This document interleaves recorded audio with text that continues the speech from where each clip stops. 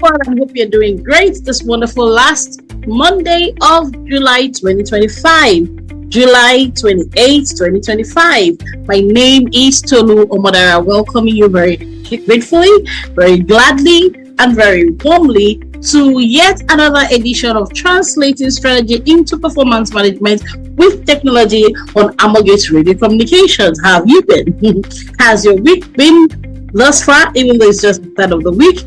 But hope you are going into the week with some clarity, with some strategic clarity, exactly what it is you want to achieve. I hope you're also rounding off the month of July with also a sense of revision, because these are the things that this program is about. Translating strategy into performance management is about enabling execution through certain things such as continuous monitoring and evaluation. Well, we're going to start like we like to, with a quick recap of some of the highlights of last week's episode.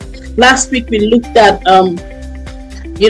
how do we connect strategy with performance management. The first episode, which was 2 weeks ago, was, dedicated mostly to or largely to looking at why do we connect strategy with performance management? Why is it important to translate strategy into performance management using technology? Last week, however, focused more on how.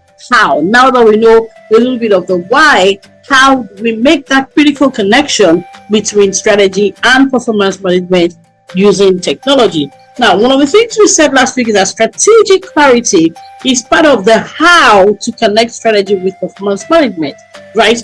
Because what strategic clarity does is that it enables precision. If you do not define where you're going as an organization, what you're essentially saying is that people can choose their priorities, which may not line up with where you should be heading, and there will be no synchronization. Now, as leaders of the organizations, with the helicopter view and the diverse comprehensive perspectives, you should be the one setting the direction, a clear strategic direction, right? A uniform direction that people can then align with. Different roles, different regions, different departments, different divisions can align with to ensure that there is no discordance nor dissonance, right? So it is very important to bring strategic clarity by streamlining, we said, and defining the focus for an organization, right, for a certain strategic performance period. When you have defined the strategic direction or the strategic priority, this should be translated into strategic themes, right, which should also be the performance themes, and that's the point of connection, right? That strategic clarity, when it is well defined, when it is well articulated, when it's unambiguously, stated, then that becomes the point of alignment, because the strategic themes that are derived from that strategic priority should also be the performance themes that cut across the different divisions, the different regions, the different departments, and the different units, and of course, would also fit into the different roles. Now, of course, there would definitely be different goals, right? Different goals depending on the specificity of the requirements of each, part of the structure and their contributions and their unique dimensions and so on and so forth. So the different performance themes will definitely translate into different performance goals for the different roles, but the themes should be consistent throughout the organization. Now, how does technology help to ensure that we have a cohesive structure to support strategy implementation? Now that there is clarity, now that there is structural alignment through the strategic themes that are also the performance themes, even though they differ from role to role in terms of performance goals, the performance themes at the point of leadership. One of the things technology does is that it helps to bring visibility to the areas of dissonance more easily and, of course, more quickly. Now, remember, these recap we're doing is of an episode that is uploaded on Amalgate Radio Communications, our YouTube page. Please subscribe. There's so much to learn. Invite others to subscribe to. I can always go back to learn. Even if you have listened, I go back to learn from time to time, and I learn a lot from this as well, right? And you can go back to the different programs of my different colleagues too, over a wide range of issues. But coming back to this, let me quickly say that technology helps to enhance that critical strategic alignment is maintained. Technology brings visibility to the parts of the organization that may be achieving increased alignment, and those parts that may be lagging behind compared to the average, right? And it also helps to, spotlight the reasons for this, because you have pre-coded certain identifiers, certain indicators, certain numerical, quantitative and qualitative identifiers, right? In terms of not just the numbers, but even in terms of keywords, recurring words, and so on and so forth, that make it easy for technology to help you flag the areas and the times when there may be an increasing misalignment, so that these things can be easily identified and dealt with, so that you're not learning after the fact, but you're not trying to probe into what went wrong at the point when it may be too late to do much about it. Right? So technology helps to identify the areas of organization that have increased or decreased strategic alignment, and the organization can then probe for further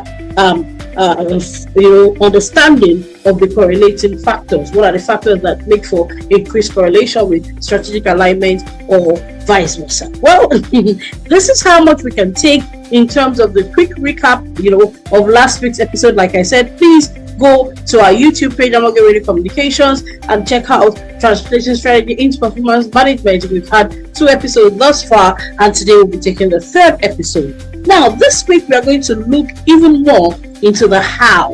Remember last week we started looking at the how. How do we connect strategy into performance management? How do we translate strategy into performance management? Like I already said, one key area is to have a strategic priority that is translated into strategic themes at the organizational level, and that same strategic theme would be in the performance themes at the different levels of the organizational structure. So that becomes a connection, right? Very important.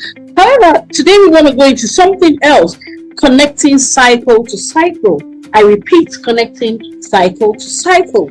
Now, remember that, like I said, in the last couple of episodes, I already did a whole quarter-long program on strategy. That is roadmap to organizational strategy. I did this about a year ago, and is uploaded on our Amoge Radio Communications YouTube page, Roadmap to Organizational Strategy by Tolu Omoda on Amoge Radio Communications. So I'm not essentially going to be repeating what we already spent a quarter on.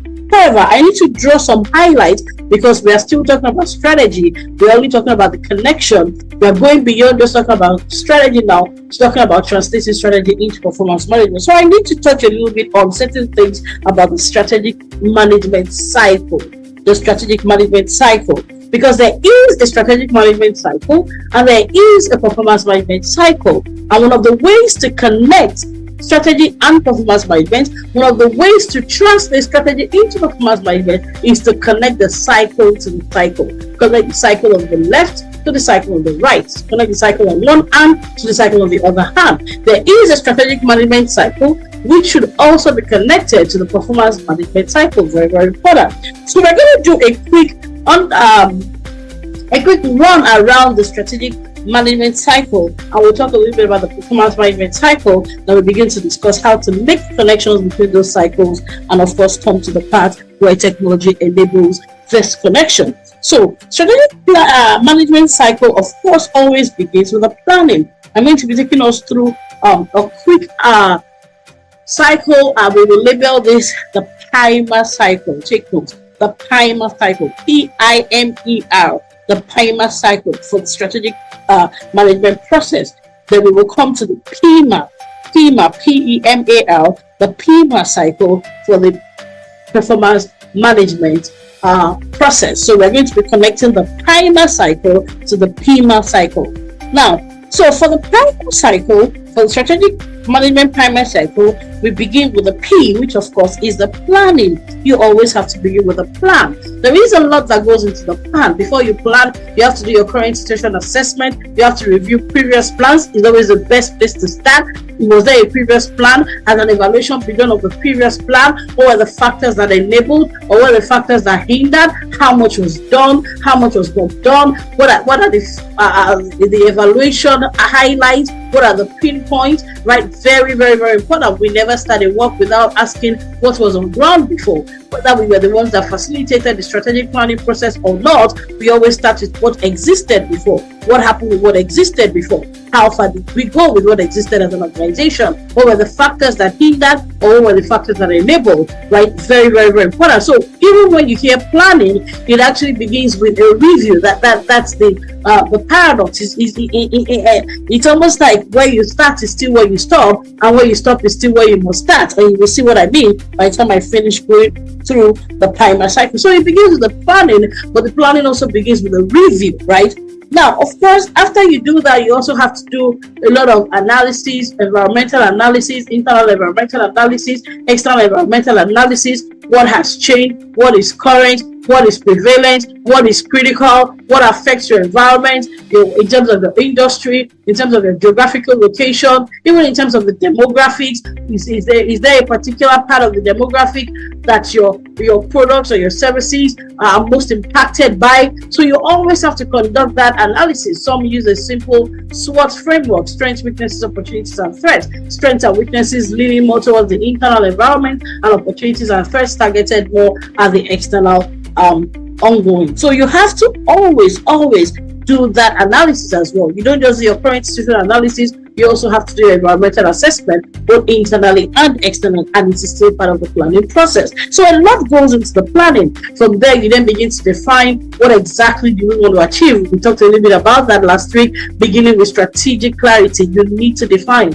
Anytime, and I said it, I think I must have said it during the roadmap to organizational strategy program, right, last year. I remember saying that anytime we get to an organization and we say, what are your strategic objectives? And they give us 13, we say, you don't know the meaning of strategic. If there are as many as 13, they are not strategic, right? Usually, we do not want more than 3. If they are really, really strategic, you should be able to capture them in the maximum of 3 key points, and that should cover it. Remember the Pareto principle, 80-20 rule. Usually 80% of your results will come from 20% of your focus area. So we usually push for organizations to get indeed strategic there meaning where you want to focus energies, because if you target those areas, they will usually deliver the rest and the best. It's very, very important, right? So within that planning, of course, is prioritization. We are very big in Amogate on strategic prioritization. We will always say, what are your priorities? You need to define your priorities. And if you cannot streamline, then we still need to probably gather data. We still need to identify what exactly are your top key areas. Where is your 20% that is affecting the remaining 80%, that is impacting the remaining 80%, that the rest of the 80% are critically dependent on. This is where we gather data. We do a lot of evidence-based planning, both in both private and public sector organizations. Extremely critical, right? That's why I said even as part of planning must be the review. So when we do all of that, remember, you have to go very deep, very broad, very wide to identify what you should eventually be, narrowing down on as your priorities, right? When you do all of that, eventually you lay hopefully a solid foundation for the next part of the strategic management cycle, which is implementation. We are looking at PIMA. Remember the PIMA strategic management cycle, P standing for planning. We've talked a little bit about planning, and I, of course, standing for implementation. Now, implementation is a lot about the everyday things, right? The things you have to do consistently, the things you have to do predictably, the things you have to do holistically, and that is where a lot of management is involved. One of the things we've seen is that what does not get measured does not get done, but what does not get monitored also does not get done. It's not just about measurement, it's also about monitoring. And that brings me to the M of the PIMA cycle, the PIMA strategic management cycle. The M there is monitoring. For me, implementation and monitoring are almost two sides of the same coin. If you are truly implementing, somebody must be monitoring. The reality is that at a certain level of leadership, even you must learn to monitor yourself. Remember at the beginning, I said, I hope you are about to review your month of July. One of the things I've done for maybe decades, at least over a decade, is even on a personal level. I want to set my goals for the year. I want to look at those goals and break them into what I'm focusing on. I want to review my quarter every month. I want to start out by saying what are my priorities for the month, and I want to end my month by saying how far did I go with my priorities. Not to talk of at an organizational level. We do this for ourselves as Amogate. We do not practice what we don't preach, and we preach only what we practice. Extremely important. It's important for there to be monitoring, because I honestly do not see how they can truly be focused, consistent, strategic, and especially the aligned execution or implementation if there is no consistent monitoring. Extremely important, right? So implementation, like I said, are those things that you do consistently, that you do rigorously, and of course you must also monitor them. The monitoring enables the implementation. Then the E of the primer strategic management cycle is the evaluation. Very, very important, right? After you have monitored, monitoring typically tends to be ongoing, and evaluation is often more periodic, right? So you come at the end of a quarter, you come at the end of a half year, you come at the end of a year, you come even at the end of a month sometimes. Now we have a lot of tools, and we're coming to that. Technology enables this. There are vision boards, there are dashboards, very, very important, that are showing you where are you in both quantitative and qualitative terms. I need to repeat that. In both quantitative and qualitative terms, right? You want to be careful not to have just quantitative feedback without qualitative feedback. Quantitative feedback will typically tell you what is happening, but the qualitative feedback will tell you why it is happening. I repeat, the quantitative evaluation will often give an insight into what exactly is happening in your organization. However, the qualitative feedback tends to share more light on why it is happening. So again, I want you to take note of the fact that it is very, very important to have your monitoring, which is ongoing. It enables implementation, which should also be honestly daily. Implementation should be happening on a daily, weekly, monthly, quarterly, annual basis. It should be ongoing, and so should monitoring. And evaluation tends to be more periodic, right? It can be, and it should be annually, it should be quarterly at the minimum. If you ask me, there's an extent to which you should also have monthly reviews where possible, especially at the lower levels of the organization, like the unit, and definitely as an individual level. And at the more, broader levels of the organization, there should be quarterly reviews, and definitely there should be annual reviews. There should be strategic planning retreats. There also should be strategic reviews where you take time, especially at the annual phase, to examine what exactly is happening. Now, take note again, like I said, that you need the right balance of quantitative and qualitative measures to enable deep insights. Very, very important, deep and broad insights. You don't just want to have the quantitative measures without the qualitative measures, because that gives you a sense of the what, but you may not necessarily know the why, that what is happening. And finally, for the primer strategic management cycle, you then have your revision. Why do you evaluate if you're still going to keep doing the same thing? I was talking with somebody recently, and the person said, "Oh, I want you to do this." I said, "Well, you can't keep doing the same thing the same way and expect different results." The reason why you evaluate is to say, okay, what needs to change, what is working, what has worked, what has not worked. Especially remember what I said about the qualitative feedback, especially when the qualitative feedback sheds some light on the quantitative feedback, right? You need to also make the appropriate revision. And remember what I said earlier, that where you start is where you stop, because from that revision you go back to planning, and you also don't plan without revision. So it is truly a cycle where you end where you start, and you also start where you end. So remember again, your strategic management cycle is the primer framework, right? This is Amogate strategic management cycle, from planning to implementation, monitoring, evaluation, and then revision. Now, what is the performance management cycle? This is PIMA. PIMA was PIMER for the strategic management cycle, and PIMA is PEMAR. However, before we go into the PIMA, we're going to take a quick short commercial break, and we will be right back. Thank you for staying with us. Harrogate, founded in 2008 Out of a desire to build transgenerational structures for organizations, institutions, and nations, we have worked with large businesses, international development organizations, and public sector ministries and agencies. Amugate, our uniqueness is that we do not just work for you, we work with you. For example, we do not leave you to the tax after sourcing talent that will help the new hire settle into robust leadership development programs. We are technical experts in advising and supporting institutions on strategy and leadership, artificial intelligence, strategic human resource management, public sector reform, finance, audit and tax, FAT, and strategic communications. We do all this and more out of a desire to transform nations through institutions and organizations. For further inquiries, email contact@theamugate.org or call +234 810 999 6666 +234 807 957 4151 and +161 0504 6026 www.theamugate.org. Amugate, building to endure and transforming nations through institutions and organizations. Welcome back. This is still Tolu, a mother of Amugate Communication. This beautiful Monday, July 28, 2025, and we're talking about translating strategy into performance management. We're looking more into how.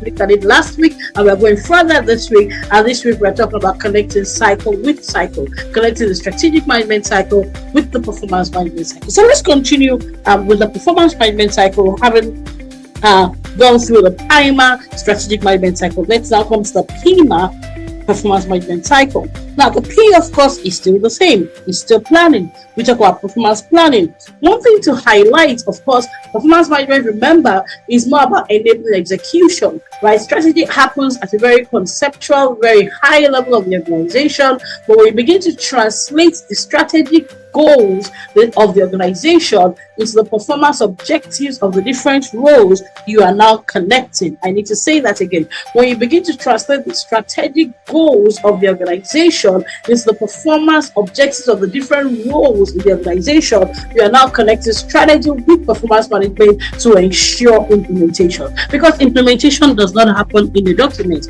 Implementation does not happen on paper. As beautiful as it is to do those strategic plans, and we love doing strategic plans, we love facilitating strategic plans, we also, however, always ensure that organizations know how to cascade the strategic plans, how to translate the strategic plans into the performance plans. Very, very, very important. So the P remains the same. You have to plan at the level of strategy, but you must also plan at the level of performance, right? And performance cuts across the entire organization, from the CEO and the most senior person to the lowest person at the bottom of the organization. There must be a performance plan. And don't forget what we said last week, there must be the performance themes, and those performance themes should be connected to the strategic themes. The strategic priority of the organization should have been cascaded into performance themes, and the different performance themes should have different performance goals, right? And those goals should be role specific. The different roles should have the different goals. Now, one thing to add about the PMA, which is the performance management cycle, is that the P of the PMA also includes contracting, performance contracting. Very important, right? The performance planning should be a conversation between the line manager and his or her subordinates, right? And then they should have a conversation. They should discuss it. This is your role. This is your contribution, right? And when there is an agreement, there should be a performance contract with our own framework, our own ASEF framework, Amugate Strategy Application and Implementation Framework, our own ASEF framework. We always ensure that there is a signed contract. There are other things to ASEF that we won't go into for the sake of time, but just know that there must be a contract. So the planning of the performance management cycle also includes contracting, but all of this can be grouped into performance planning. Now, of course, after the planning must be execution. Again, remember, this is at the level of the individual, the most senior individual, from the CEO all the way to the lowest person on the rung of the ladder, all the way to the person on the lowest rung of the ladder, should have performance plans. Extremely important. But those performance plans should also be executed. And like I said, even for the strategic planning cycle, monitoring is very intrinsic to effective continuous execution. So this is where the managerial responsibility comes in. It is the responsibility of the manager to monitor, but you're not just monitoring for quote and unquote punitive measures. You're also monitoring and coaching. Very, very important. So just like contracting is part of planning in the performance management cycle, coaching is also part of monitoring in the performance management cycle, right? So there's execution by the individual, by the subordinates at the different levels, but there must also be performance coaching. Very, very important. By the way, Amogate, we've done a lot of training, so performance coaching is really important. You also don't want to assume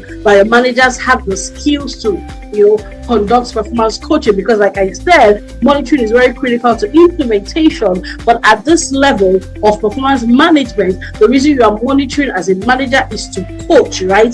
The reason you are monitoring is to support the employees. Of course, they should come in properly. They should have been well recruited. That's a different conversation. I think one of my colleagues, Dr. Tito, I think she did a program on talent attraction and retention strategies. It's somewhere on our YouTube page. We have over 280 videos in talent attraction and retention strategies. You would see the principles of recruitment. This program is not about recruitment, but let's assume that you have followed the principle of recruitment and you have recruitment properly. Even the best of your employees, as long as they are under a manager, should still be learning from the manager. And part of how they learn is through coaching. This performance review sessions, this performance monitoring sessions could be an opportunity for the manager to coach. We strongly recommend a minimum of once a month coaching sessions, ideally, depending on the level of the organizational structure. If you're a CEO, you may not be able to do this more than once a quarter. If you're the head of a division, you may not be able to do this more than once a quarter, depending on the number of people you oversee and the weight of responsibility you are carrying. But at the minimum, there should be a quarterly performance coaching session between managers and their subordinates, right? At the lower levels, I don't see why it should not happen on a monthly basis, because that also helps the manager develop his or her coaching skills. Very, very important. So remember, contracting is part of planning in the performance management PEMA cycle, and coaching is also part of monitoring. Of course, there will then be the assessment. Now, the assessment is the A, PEMA, PEMAR. The assessment is where you usually now put the feedback that you should have been given during the performance coaching. You then put it in a more formal and a more so to say, in a more firm and solidified manner, right? So the performance assessment should happen quarterly. That's what we usually advocate for. If you leave it half yearly, there is a risk that implementation may be threatened. We usually prefer that there is minimum of once a quarter performance evaluation or performance assessment at the different levels of the organization. That's what we strongly advocate for. If you leave it to half a year, like I said, performance implementation and strategy execution may be significantly threatened, right? So you should have that assessment, and that is when you also give your quantitative and qualitative feedback to the subordinates, because remember, each role fulfilling his or her performance, the holders of each role, the occupiers of each role fulfilling his or her performance objectives will culminate in the organization attaining its strategic goals. Very, very, very, very important. So you have to make sure that these little parts that make up the whole are fulfilling their own side of the bargain, are contributing as they should, and meeting their targets. Because if the whole is made up of the sum of the parts, if these different roles in the organization are not meeting up with their targets, then ultimately the strategic implementation of the organizational strategic goals will likely be severely threatened. And finally, there should be rewards and consequences. Very, very, very important, right? Even though you have done your best with recruitment, sometimes people will still have the people elements, right? So you have to apply rewards and consequences. Very, very important in shaping culture, in differentiating performance. Very, very, very important. You cannot afford to reward everyone uniformly, because in reality, people do not perform at the same level. If there's any behavior you want to discourage in the organization before it seeps into the organizational culture, you also want to use rewards as a measure to ensure that you discourage such behaviors. And if there's anything you want to promote in the organization and you want to see it become more and more part of the organization, you also want to use rewards. So the R for the performance management cycle is the rewards. Rewards there, of course, also including consequence. So the PMA cycle, again, remember, for the performance management cycle, P stands for planning, which includes contracting, execution. M stands for monitoring, which includes coaching. A stands for assessment, and R stands for rewards, which also includes consequences, reward and consequences management. So how do we connect the PMA cycle, the strategic management PMA cycle, with the performance management PMA cycle using technology? Very, very easily. Right? When you have an app, a technological app like ASEF, we have our own ASEF software in Amogate. You just ensure that the performance plans are feeding from the strategic plans, but the strategic plan of the organization would have been broken into different objectives. So when it's feeding, you want to make sure that the field, FIELD, that is being fed by a particular strategic objective of the organization, is that connected to the strategic. Let me give you a simple. Is that connected to that relevant part of the organizational strategy? Let me give you a simple example. So let's say, as an organization, one of your goals, one of the strategic goals, is to increase brand visibility. You do not necessarily want to connect that to the finance department, right? When you're cascading those goals, the finance department is probably more connected with another strategic objective. Remember, you have a strategic priority, but your strategic priority should be cascaded into strategic themes, right? And probably those strategic themes will be cascaded into strategic objectives. So your finance department would likely be connected more to another strategic objective that is probably more connected with your revenue drive. Maybe your cost reduction, maybe your cost efficiency, maybe your revenue increase, and so on and so forth. So it's very important to ensure that, when you're making that connection with technology, the fields that are feeding from certain strategic themes or strategic objectives, are those connected and those that are more relevant to those areas. And a tool like ASEF would help you to make those connections.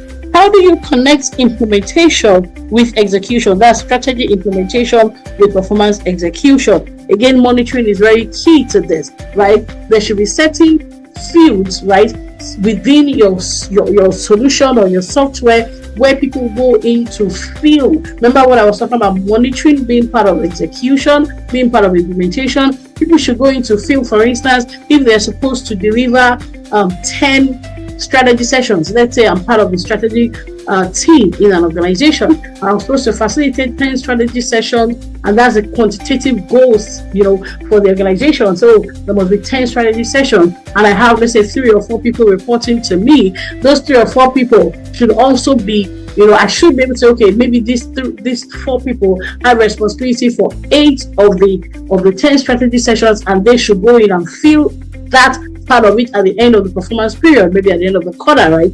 And I should also go in and fill in mine and say, okay, this was done. So when those goals are set at the strategic level and they are cascaded to the at the organizational level, right, and they are cascaded to the different departments with different responsibilities that are relevant to them, the monitoring should also be happening through that same phase, that same process of cascading, and people should go in to feel their own. There's something you call personal evaluation, right? Even before your boss does or the manager does an assessment, there should be self-assessment where you also going to report, especially against the goals that were set. Right, in that performance management part of the software should have a field where you go in and populate your goals for the period, right? Especially after it has been agreed by your manager. Just like the strategic goals for the organization should have been filled into the strategic management part. When it now comes to the monitoring, that individual or that departmental head should also go in at the end of the period to go and fill the field, right? And to go and also click that drop down that says 100% execution or 80% execution or 60% execution all the way to 0% execution. Of course, there should also be the qualitative. Remember, we emphasize a lot on this program, especially this edition of the program, this episode. They need to balance quantitative and qualitative methods. So there should also be the qualitative field that allows the individual, the departmental head, and even at the organizational level also, you also allow the different chief executive, C-suite officers, along with the chief executive officer, to comment on what was responsible for either 100% execution or an 80% execution or 20%. And of course, there must always be the comments. That's why you talk about the revision, right? Or that's why you talk about recommendations, suggestions, what should be done differently, and so on and so forth, right? Now, and that brings me also to the final part, very quickly for the sake of time. The revision part of the strategic planning cycle should also be connected with the rewards and consequences part, because sometimes revision has to do with asking certain people to take more responsibility or less responsibility, or it also has to do with asking certain people honestly if necessary. So also, maybe even exit the organization. Sometimes that has to be the rewards and consequences. Of course, that should not be something that is done frequently. If recruitment has been done properly, if training is ongoing, if performance management is effective, but if push comes to shove, when you're doing your strategy revision, if certain changes need to be made in personnel, those changes should also be cascaded to the rewards and consequences.